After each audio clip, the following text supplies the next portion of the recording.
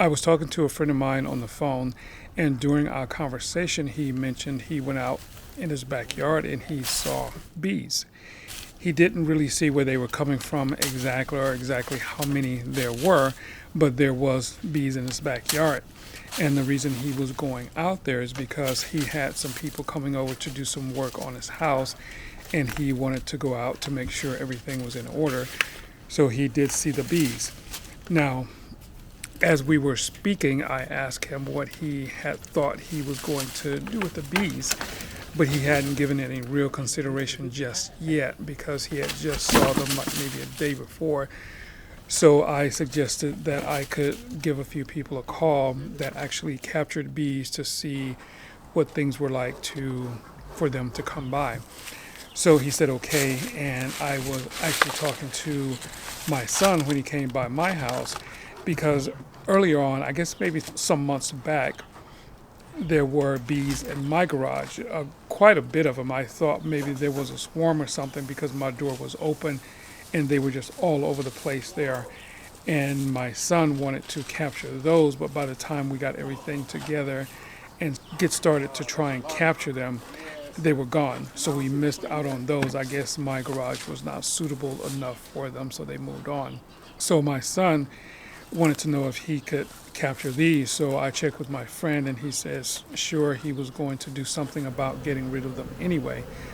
So my son ordered everything we needed and he came by and we decided to go ahead and try and capture these bees.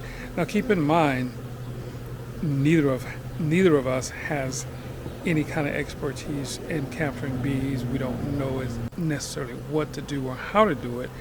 But thanks to YouTube, I did a little research, or had been doing research, because keeping bees is a part of sustainability that I wanted to try and do at some point. Not necessarily now, because I don't necessarily have the time or place for them. But my son wanted to do it, so we decided to go and attempt it.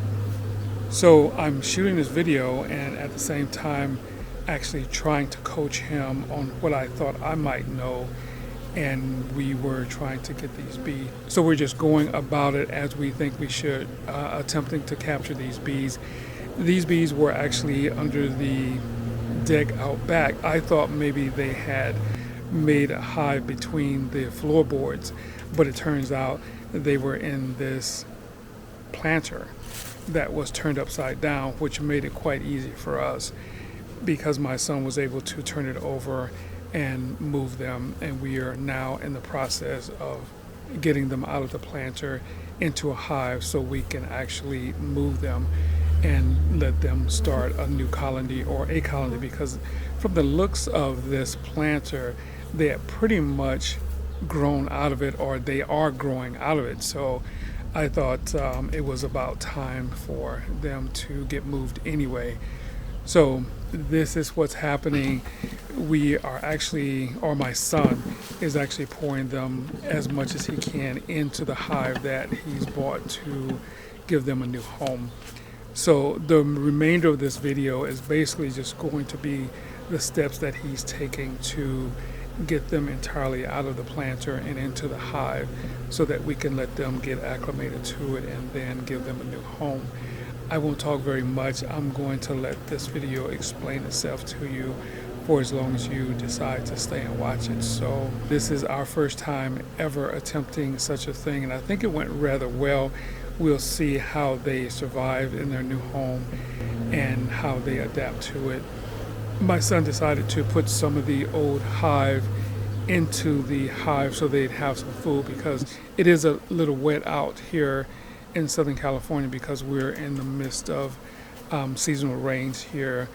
Usually we have those at the beginning of each year, so the bees aren't out gathering very much pollen right about now because it's all wet. So with him putting some of the old honeycomb in the new hive with honey in it, they'll have nourishment until they're able to go out and continue to gather pollen. With summer on its way, I'm sure there's going to be plenty of plants and flowers and things like that for them to gather honey. So that will hopefully make their transition into this new hive much better, and they can carry on making new bees and making honey at some point down the road. That's what the remainder of this video is going to be about, just them getting put into the hive and getting everything ready for the coming summer. So we'll see you on the next video, and this is one for the book since this was our first time capturing bees. Thanks for watching. We'll see you again.